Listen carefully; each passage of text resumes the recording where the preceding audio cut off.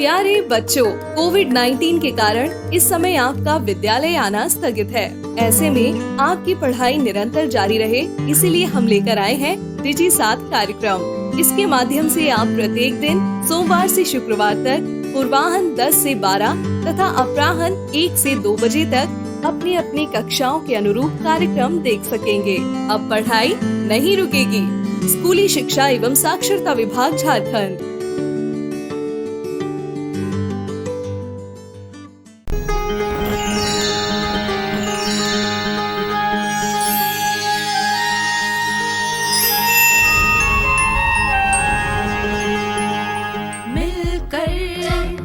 नई दुनिया मिलकर बनाए हम नई दुनिया, मिलकर जीत ले हम सारी दुनिया। बीच हमें आज बोने दो, रोज उसे थोड़ा बढ़ने दो।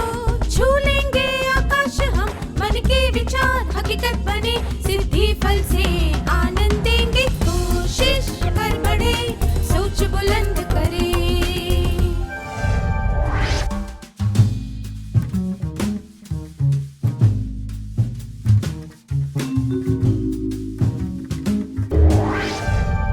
नमस्ते छात्रों, आप सबको देखकर खुशी हुई। आइए आज के सत्र की शुरुआत एक क्रियाकलाप से करते हैं। मैं आपको एक चित्र दिखाऊंगी। 5 सेकंड के लिए इसे अच्छी तरह देखिए। कृपया चित्र देखते समय कुछ भी न लिखें।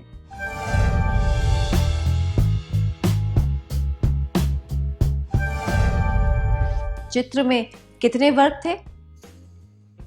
9 वर्ग थे। कितने रंगों के वर्ग थे? प्रत्येक रंग के कितने वर्ग थे? 2 रंगों के वर्ग थे। 4 वर्ग नीले थे और 5 वर्ग हरे। जो चित्र केवल 5 सेकंड के लिए दिखाया गया था, उसके बारे में आपने इतने सारे प्रश्नों के उत्तर कैसे दिए? अब एक और क्रियाकलाप करते हैं। अब एक चित्र 15 सेकंड के लिए दिखाया जाएगा। चित्र देखने के बाद आपको कुछ प्रश्नों के उत्तर देने हैं। आप तैयार हैं?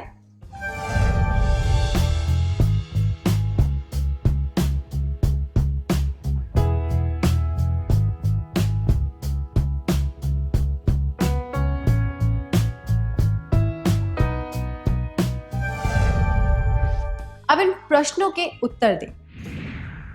पहला, कुल कितने घन थे? दूसरा, कितने स्तंभ थे?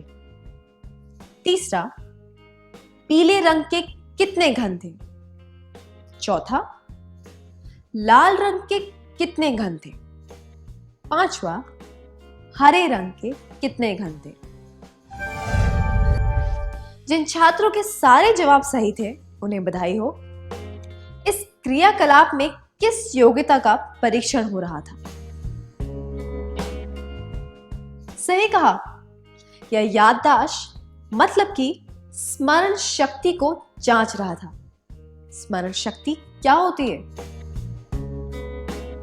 स्मरण शक्ति का अर्थ है कि हमने जो सीखा हो और हमारे दिमाग में जो बात हो, उसे याद करने की योग्यता।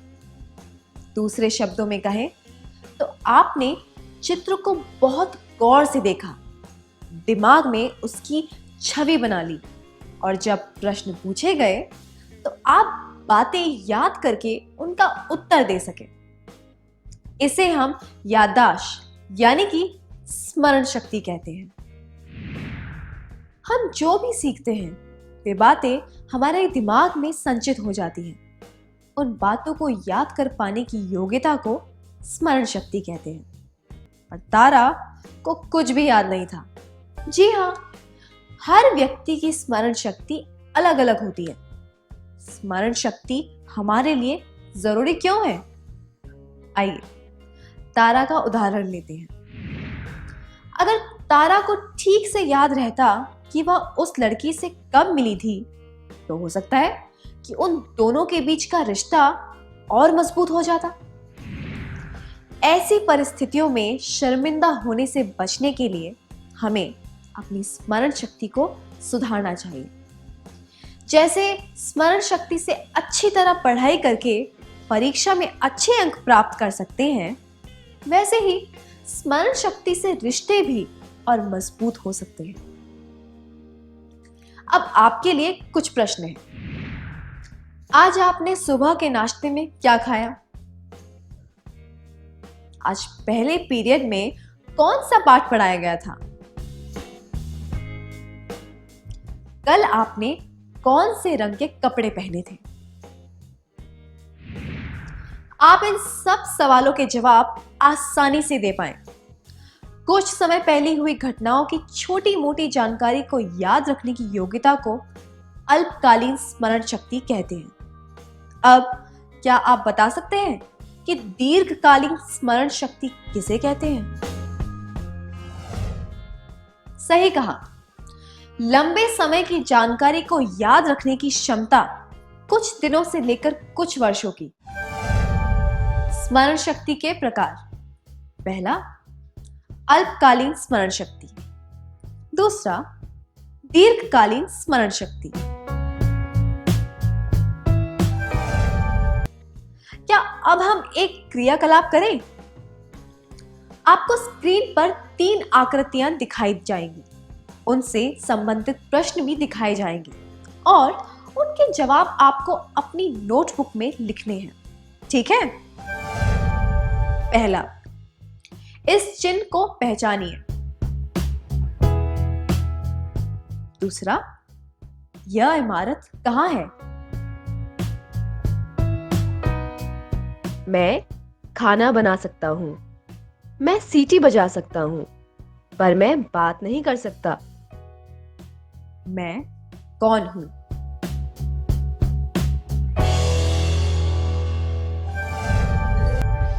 जिन विद्यार्थियों के सारे जवाब सही थे, उन्हें बधाई हो। सही जवाब है, वह चिन्ह LIC का है। वह इमारत आगरा में है। एक प्रेशर कुकर खाना बना सकता है, सीटी बजा सकता है, पर बात नहीं कर सकता।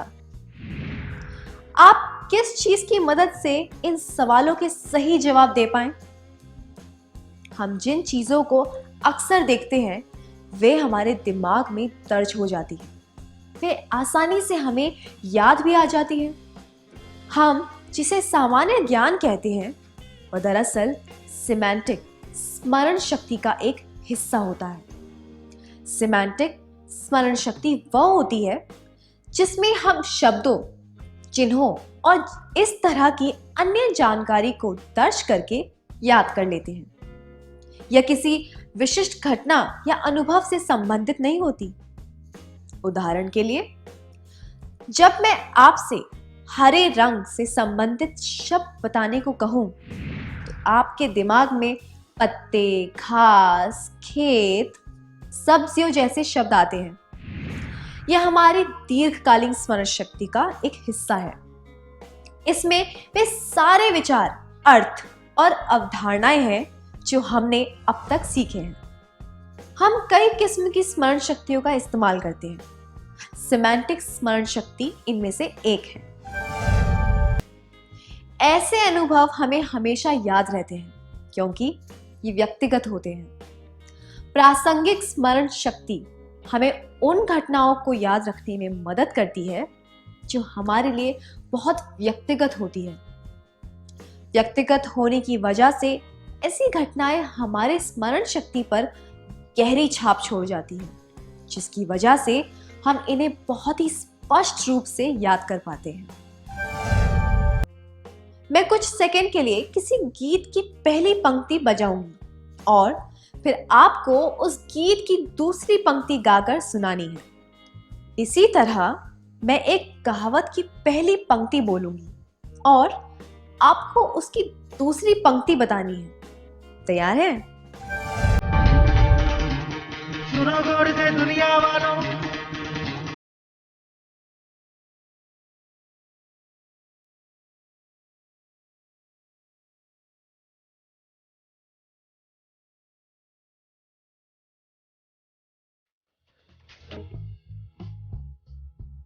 जिसकी लाठी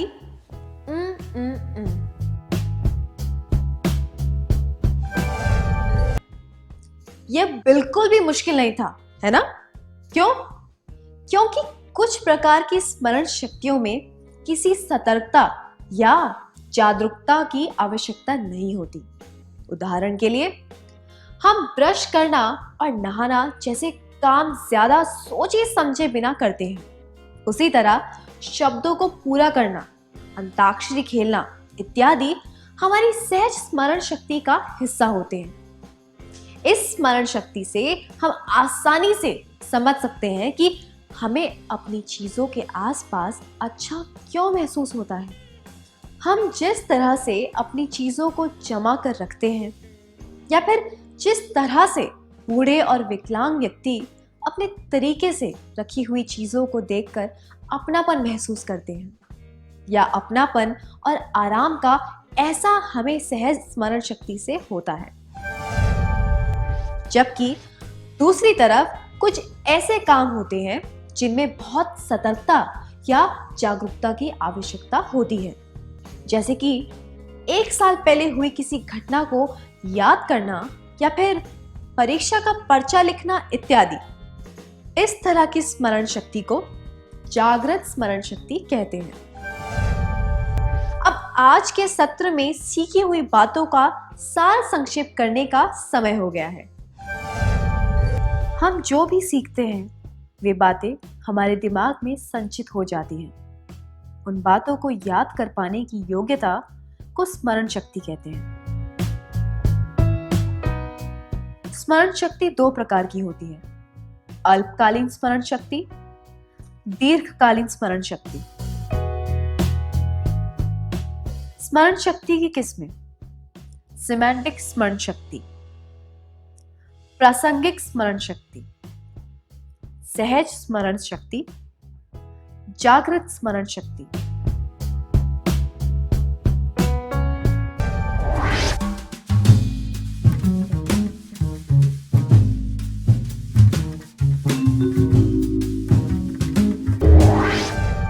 क्या अब हम उन तरीकों के बारे में जानें जिनसे हम अपनी स्मरण शक्ति को तेज कर सकते हैं? शायद आपको कारक विभक्ति के बारे में यह कविता याद होगी। कम से कम इसके पहले 2 वाक्य तो आपको याद होंगे ही।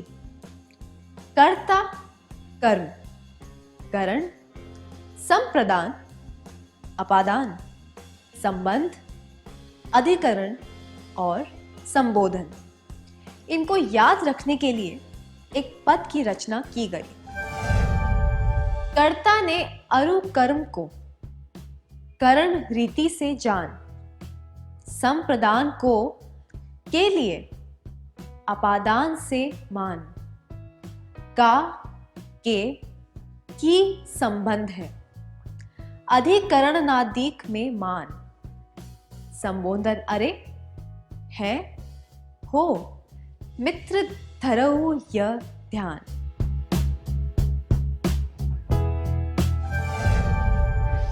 के द्वारा हमें कारक की सारी विभक्तियां और उनके चिन्ह याद हो जाते हैं। जटिल चीजों को याद करने का यह एक आसान तरीका है। स्मरण शक्ति को सुधारने या विकसित करने के इस तरीके को निमोनिक्स कहा जाता है। किसी भी जानकारी को याद रखने के लिए हम निमोनिक्स का इस्तेमाल कई तरीकों से करते हैं। जब हम किसी जानकारी को कविता के रूप में गाकर याद करते हैं तो हमें सारी बातें आसानी से याद हो जाती हैं। यह निमोनिक इस्तेमाल करने का एक तरीका है। हम किसी गीत का अंतरा आसानी से याद कर लेते हैं, पर कोई अनुच्छेद याद करने में हमें काफी समय लग सकता है। इससे पता चलता है कि निमोनिक कितने असरदार होते हैं। यही कारण है कि टिम टिम तारे के कक्षा 7 और 8 के सत्रों में गीतों का प्रयोग किया जाता है। आइए इस उदाहरण को देखते हैं। श्वसन क्रियाविधि अंतः श्वसन में वायु को नथुनों से अंदर लेकर नासा गुहा में भेजो, श्वसन नली से ले जाकर इसको फेफड़ों को दे दो। उच्छ्वसन के समय वायु को फेफड़ों से बाहर धकेल दो।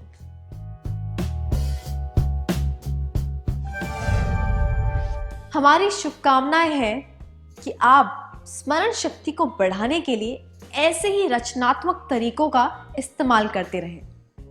जटिल चीजों को याद रखने के लिए यह एक अच्छा तरीका है।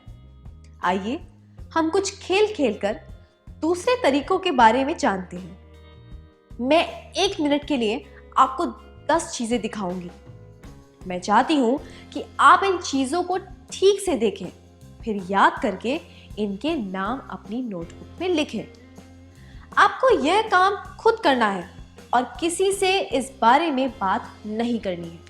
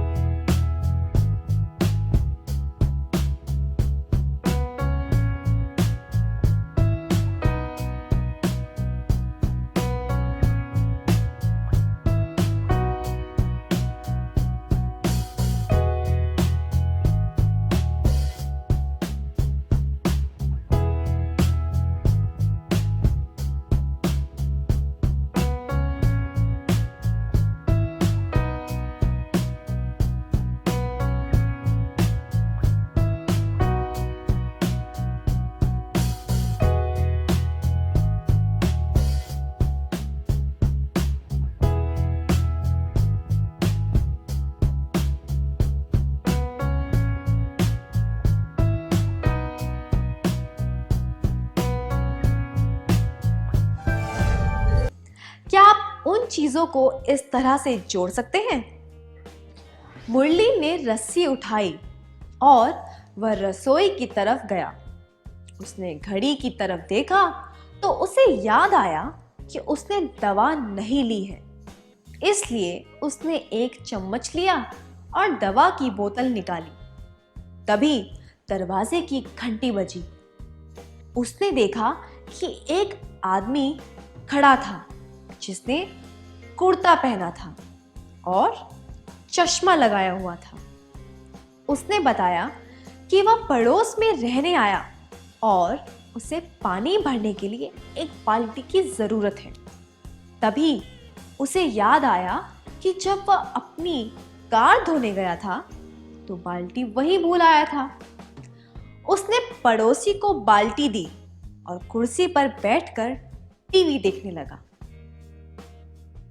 हमने देखा कि एक कहानी के माध्यम से सारी चीजें एक दूसरे से जुड़ गई हैं। इसलिए अब उन चीजों के नाम याद रखना आसान हो गया है। जब हमने चीजों के बीच में एक संबंध स्थापित कर दिया तो उन चीजों के नामों को याद करना आसान हो गया, है ना? तो अपनी स्मरण शक्ति को मजबूत बनाने का यह भी एक तरीका है। ऐसा करने से हमें चीजों के नाम अपने दिमाग में दर्ज करने में और फिर उन्हें याद करने में आसानी होती है। इसी तरह जगहों के नाम याद करने का एक और तरीका भी है।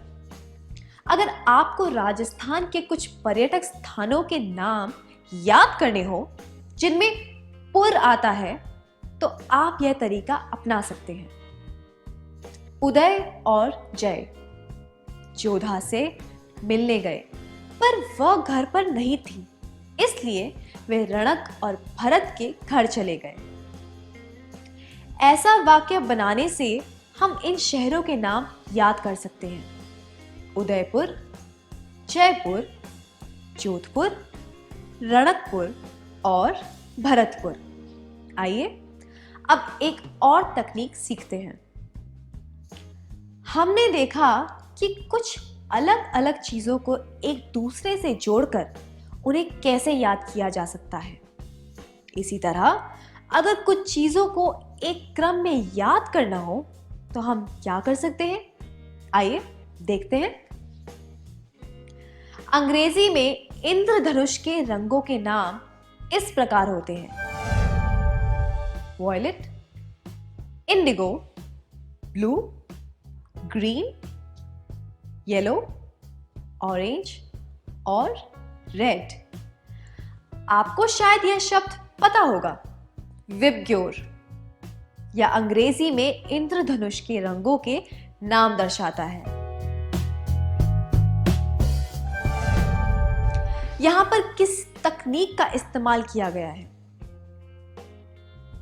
जी हां, हमने एक एक्रोनिम तैयार किया है। एक्रोनिम का अर्थ है एक शब्द जिसे किसी शब्दों की सूची के पहले अक्षरों से बनाया गया हो। जब कुछ शब्दों को क्रम में याद रखना हो तो हम उन शब्दों के पहले अक्षरों से एक एक्रोनिम बना सकते हैं। अब आपको एक और तकनीक के बारे में बताते हैं। My very efficient mother just served us noodles. शायद आप में से कुछ लोग इस रचना से परिचित होंगे। इस वाक्य में प्रत्येक शब्द का पहला अक्षर एक ग्रह के पहले अक्षर का संकेत देता है। अंग्रेजी में ग्रहों के नाम इस प्रकार हैं: Mercury, Venus, Earth, Mars, Jupiter, Saturn, Uranus, Neptune. हमने जिस तकनीक का इस्तेमाल किया उसे एक्रोस्टिक्स कहते हैं। यह एक तरीका है जिसमें एक वाक्य या कविता बनाई जा सकती है।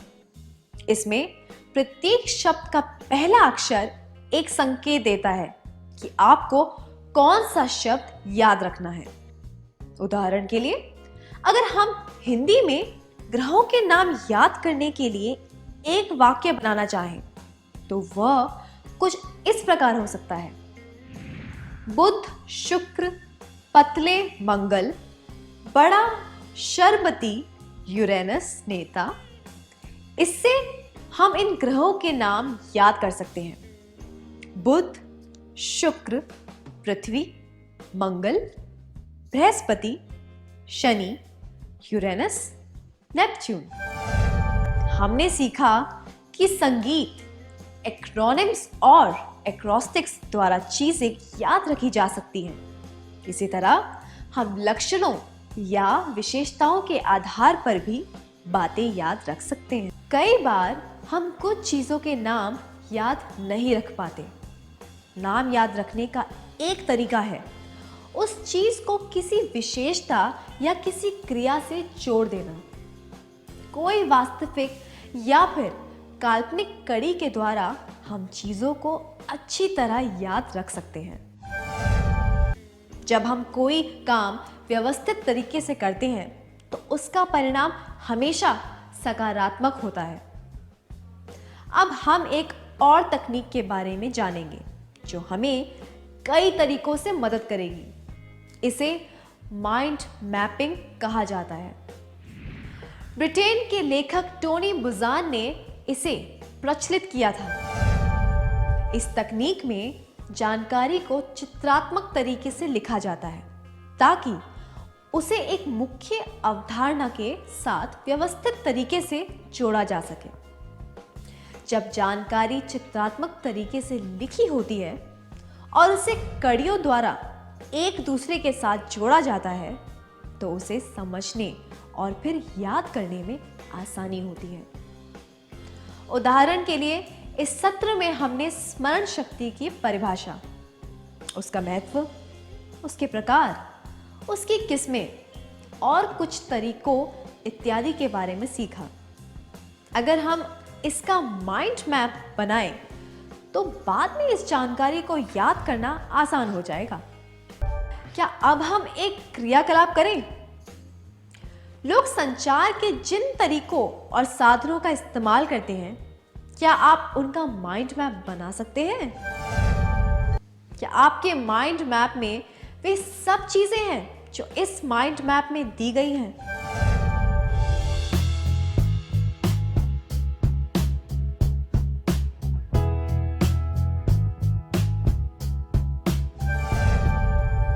इन 6 तकनीकों के अलावा एक और तकनीक है जिसे हम सीखी हुई बातें याद कर सकते हैं। अगर चीजों को एक से ज्यादा बार दूसरे शब्दों में याद किया जाए तो इससे वे बातें हमारे दिमाग में अच्छी तरह दर्ज हो जाती और हम उन्हें ठीक से याद कर पाते हैं। पर यह काम हमें सतर्कता से करना चाहिए, बार बार किताब में देखकर नहीं। जानकारी को जोर से पढ़ें, उसे दोहराएं, फिर उसे लिखें और उसके बाद उसे दूसरे शब्दों में लिखें। ऐसा करने से हम उसे अच्छी तरह याद कर पाएंगे। इन बातों को ध्यान में रखकर अगर हम चीजों को सीखने और समझने की कोशिश करें तो हमारी स्मरण शक्ति और अच्छी हो सकती है। अब हम आज के सत्र का सार संक्षेप करेंगे। हम जो भी सीखते हैं वे बातें हमारे दिमाग में संचित हो जाती हैं। उन बातों को याद कर पाने की योग्यता को स्मरण शक्ति कहते हैं। निमोनिक्स, याद रखने के तरीके या तकनीक। जानकारी के लिए कोई धुन या कविता बनाना, कहानी बनाना या चीजों को एक दूसरे से जोड़ना। एक्रोनिम्स बनाना, एक्रोस्टिक्स बनाना, नाम और चेहरे को किसी विशेषता के साथ जोड़ना। माइंड मैप्स का इस्तेमाल करना, दोहराना, लिखना, अभ्यास करना। बहुत अच्छी तरह किया आपने, धन्यवाद। इस प्रसारण से संबंधित सुझाव, अपने प्रश्न इत्यादि आप हमें jcertrg@gmail.com तथा टोल फ्री नंबर 1800 5728 585 पर संपर्क कर सकते हैं।